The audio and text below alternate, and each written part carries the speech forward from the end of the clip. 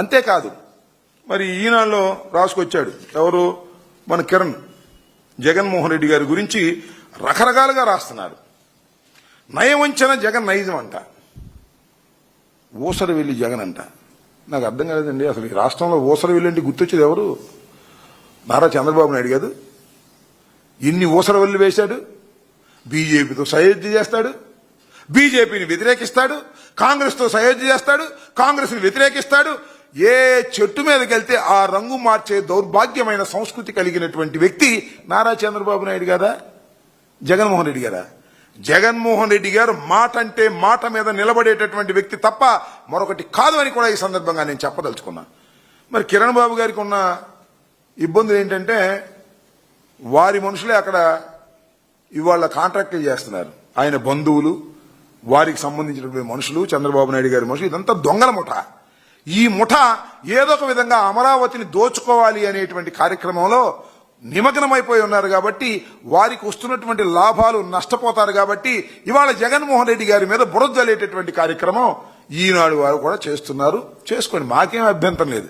కానీ నేను చెప్పదలుచుకున్న 2 లక్షల కోట్లు పెట్టేటటువంటి శక్తి ఈ రాష్ట్రానికి లేదు, కనుచూపు మేరలో రాదు. కాబట్టి అమరావతి పూర్తయ్యే ప్రశ్న లేదు. ఖచ్చితంగా ఈ మావిగన్ మాత్రమే ఆంధ్రప్రదేశ్ అభివృద్ధికి మంత్రంగా మారబోతుందనే విషయాన్ని దయచేసి గుర్తుపెట్టుకోమని మనవి చేస్తున్నా.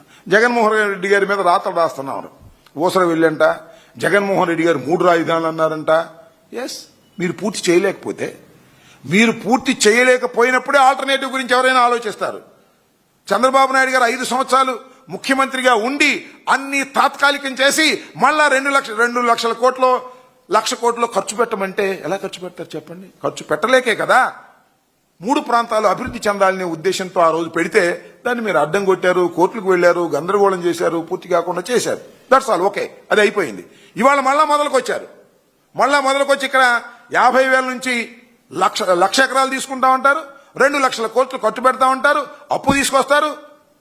అప్పులు ఎలా తీరుస్తారో చెప్పలేరు. ఇవాళ రాష్ట్రానికి ఇంత అప్పులు అవసరమా అని అడుగుతా ఉన్నా. ఇన్ని ఉన్నాయి రాష్ట్రంలోని చేయాల్సినటువంటి పనులు, విధులు ఎన్ని ఉన్నాయి, అవన్నీ పక్కన పెట్టేసి అమరావతికే 1,00,000 కోట్లు దోచిపెట్టేటటువంటి కార్యక్రమం చేసి రాష్ట్రాన్ని దివాళా దించాలనేటువంటి ప్రయత్నంలో ఇవాళ చంద్రబాబు నాయుడు గారు ఉన్నారు. కాబట్టి ఒక చక్కని ప్రపోజల్ ని జగన్మోహన్ రెడ్డి గారు ప్రవేశపెట్టారు. ఆల్రెడీ డెవలప్ అయిపోయినటువంటి ప్రాంతాన్ని కొద్దిగా డెవలప్ అవుతుంది. పెట్టుబడులు పెట్టవలసిన అవసరం లేదు. ఈ ప్రాంతంలో అందరూ సుఖ సంతోషాలతో ఉండేటటువంటి ప్రాంతం అనేటువంటి ఉద్దేశంతో పెడితే దీనికి నువ్వు వ్యతిరేకమే. మచిలీపట్నానికి వ్యతిరేకమే, విజయవాడకి వ్యతిరేకమే, గుంటూరుకు వ్యతిరేకమే, అంతకుముందు విశాఖపట్నానికి వ్యతిరేకమే, అంతకుముందు కర్నూలుకి వ్యతిరేకమే. నీకు మాత్రం అమరావతి కావాలి. అక్కడ అమరావతిలో ఏమీ లేదు. ఏమన్నా అమరావతిలో ఏమీ లేదు. ఏమీ లేని అమరావతిలో ఇవాళ నువ్వు మాట్లాడి పిచ్చిరాతలు రాసి ఈ కిరణ్ బాబు గారు పిచ్చిరాతలని రాసి జగన్మోహన్ రెడ్డి గారి మీద బురద జల్లేటటువంటి కార్యక్రమాలు చేయడం సమంజసం కాదని మనవి చేస్తున్నాను. ఖచ్చితంగా మావిగన్ అనేది అభివృద్ధి మంత్రంగా తయారు కాబోతుంది. ప్రజల్లో విస్తృతంగా చర్చ జరుగుతుంది. ఈ చర్చ చూసి భయపడి ఎల్లో మీడియా, అదేవిధంగా ఎల్లో సోషల్ మీడియా ఇష్టం వచ్చినట్టుగా ట్రోల్ చేస్తున్నారు. ఈ ట్రోల్ చేయడం కూడా మంచిదే. ఎందుకంటే మీరు భయపడుతున్నారు కాబట్టే ట్రోల్ చేసేటటువంటి కార్యక్రమం చేస్తున్నారు. ఇది ప్రజలు అర్థం చేసుకోగలరని కూడా నేను భావిస్తున్నాను. ఎప్పటికీ అమరావతి ఒక అంతులేని కథగా మిగిలిపోయేది తప్ప అభివృద్ధి చెందేటటువంటి అవకాశం లేనటువంటి ప్రాంతం అది. ఆ ప్రాంతంలో మీరు ఏం చేసినా కూడా ఏమీ ఉండదనే విషయాన్ని గమనించి ఇప్పటికైనా మీ మనసు మార్చుకొని మంచి ఆలోచన చేయవలసిందిగా మిమ్మల్ని మేము కోరుతున్నాం. ఓకే,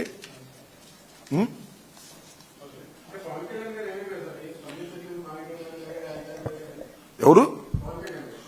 పవన్ కళ్యాణ్ గారు స్పందించలేదంటే నన్ను అడిగితే పవన్ కళ్యాణ్ అడగాలి. కానీ